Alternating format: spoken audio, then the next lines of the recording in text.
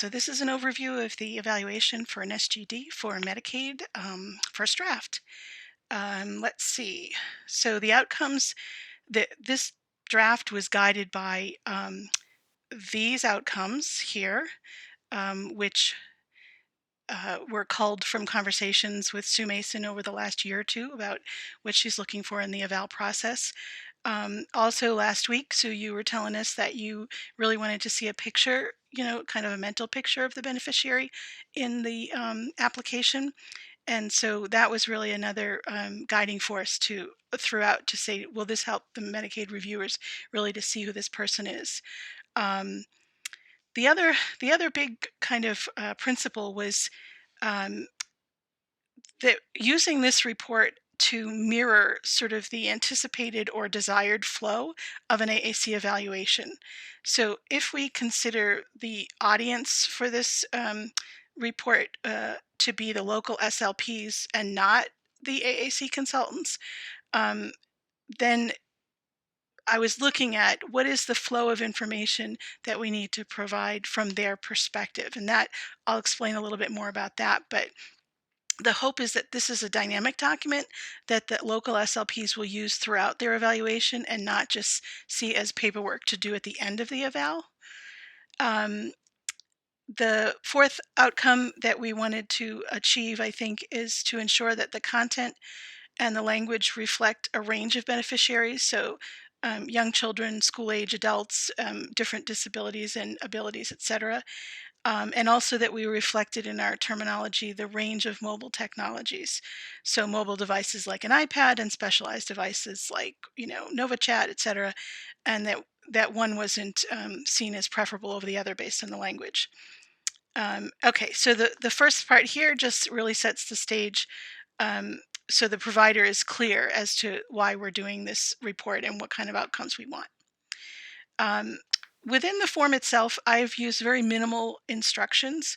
Um, it's possible to add as much or as little guiding text as you want. So I just decided to keep this first draft really clean and then add notes in as folks thought they were necessary.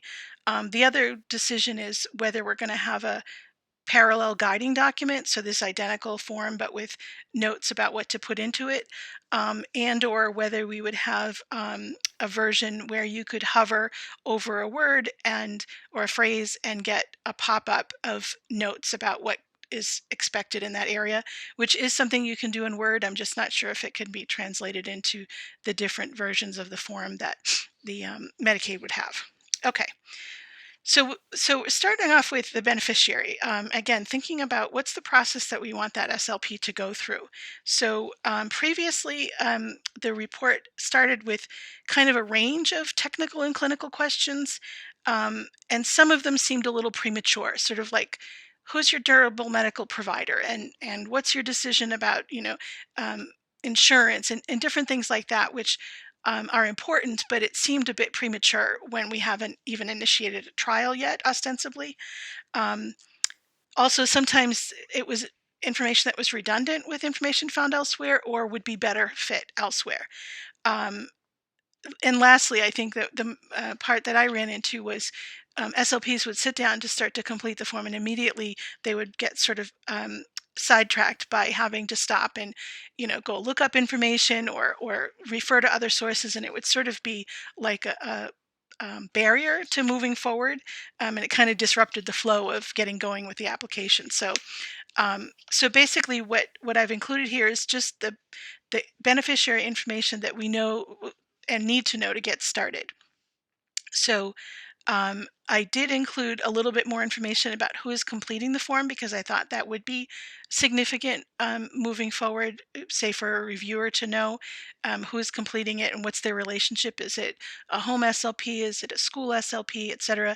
And also a specific spot for putting in whether an AAC consultant was involved, rather than trying to sort of fit that into the narrative somewhere, which is what typically folks do. Okay, so also the inclusion of medical necessity, I think sets that um, kind of precedent of this is our most important information. This is driving the whole application, so they can sort of look at that up front and make sure that that's true so that moving forward, it's an acceptable application. Okay, so let's see. With the profile, so there's two parts to this beneficiary profile. One is sort of, let's see if I can make this a little smaller. Um, oh, we won't do that. I'll just keep it as it is. So one is a bit of a chart, and the other is more of a narrative. And so the chart part, and they're both organized the same way, but the chart, um, I wanted to put that information first so that um, the speech pathologist really has the context of what they should be looking at during the trial. So oftentimes I find that the speech pathologist will refer to this information for the first time either after the trial has been completed or it's nearly completed. And so they don't really use the profile information to guide the trial, and the content that they put there can be back mapped after the trial. So um, what I really hoped was using this first part was that we would get a quick glance at the beneficiary, and that not only alerts the SLP to the kinds of issues that could be factors in the SGD decision, but I really hoped that the Medicaid reviewers could really get a nice overview of this person's most significant areas of need, so that that can be a little hard to spot in a narrative, but maybe you can see, oh, look, this person has significant impacts in a lot of motor areas, or it looks like this person's primary needs are in language and communication without a lot of other physical issues. So this is new, and again, I'm hoping that because some of the other charts that we've used seem to have been helpful in sort of funneling information into a common format, my hope was that that was the case too. So I tried to think up as many things as would be important there. And then the same categories are here, and they're asked to use this space to elaborate on each of those areas, whether they're a need or not, just to tell us more about that and the evaluation information that they have. So those are the different sections there. Okay. So the next section, now that we know all about the beneficiary, is the device evaluation. So here is a little format that hopefully will help people to just give a very quick statement about the process from start to finish. So this is our timeline. This is what we tried. This is what we decided. So that for the Medicaid reviewer, at the outset, you kind of know the start and end of the process, and then you can fit in the details that they're giving into that.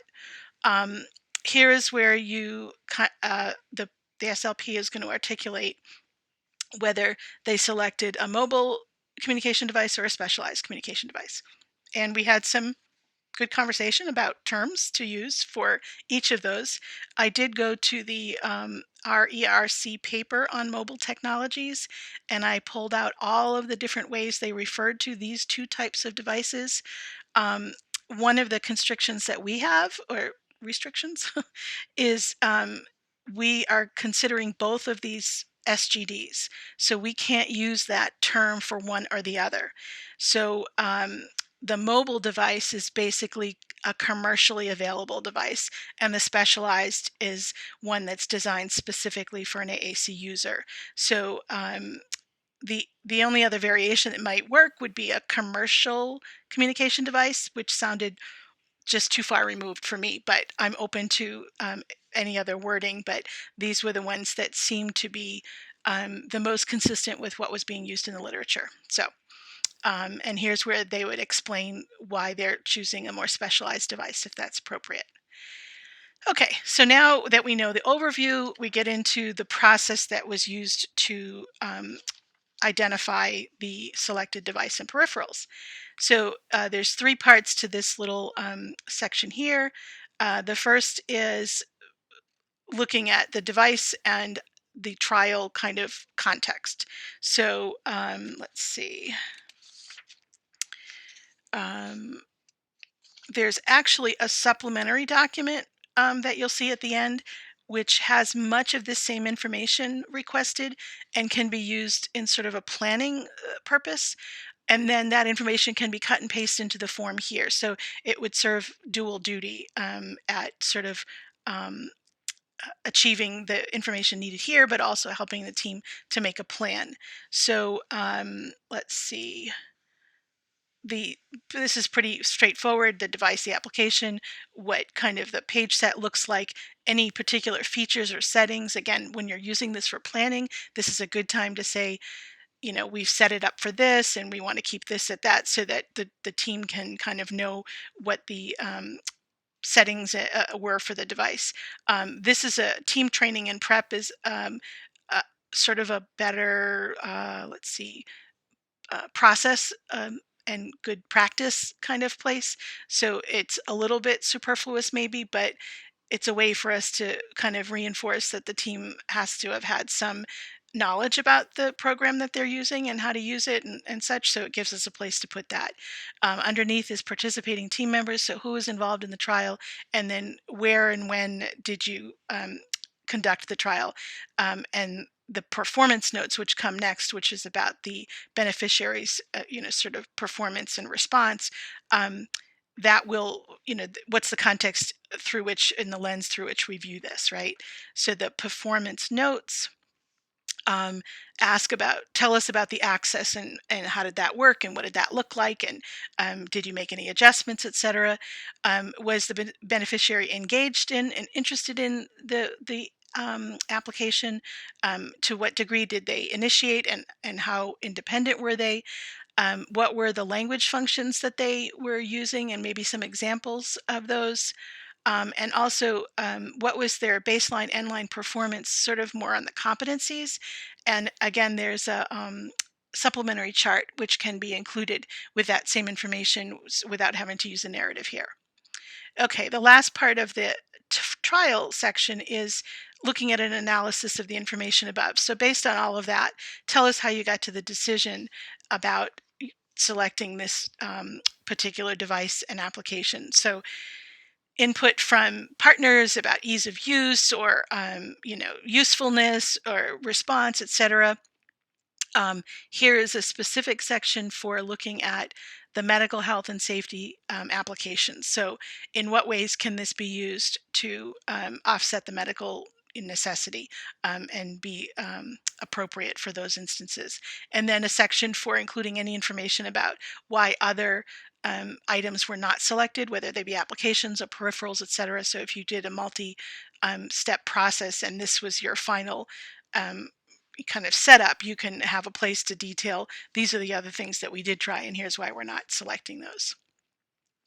Okay, so the last part of this is the um, implementation plan, and this really is in lieu of setting just sort of long-term, short-term goals, which can be pro forma. It basically says, once the device arrives, what's going to happen? So who's going to take responsibility? Are there training needs? Is there a plan for safety and maintenance? Who are the partners that are being targeted initially? And what kind of outcomes are you looking for? And then how are you going to provide that instruction? So it, again, forces people to really think about that ahead of time. Okay, so we're off to the prescription, which is the third part. It's pretty similar to the previous version, and it added in some of the demographics of the providers and such that were from the original page one, and also the insurance information. And I think it looks pretty clear.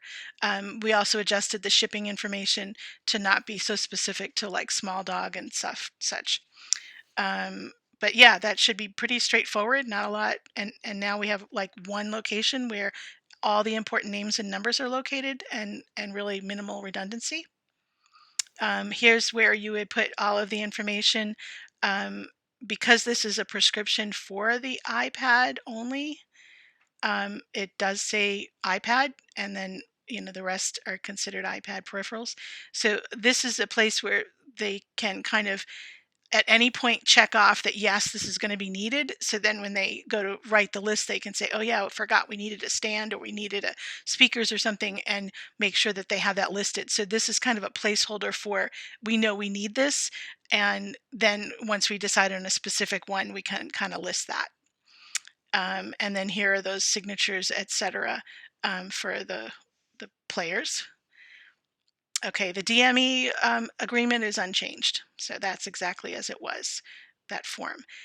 And then you just have the supplementary documents. So let's see, this is supplementary document one, which is that baseline end-line performance chart, and recommended that they submit that. So that's something, Sue, that I know you want to see.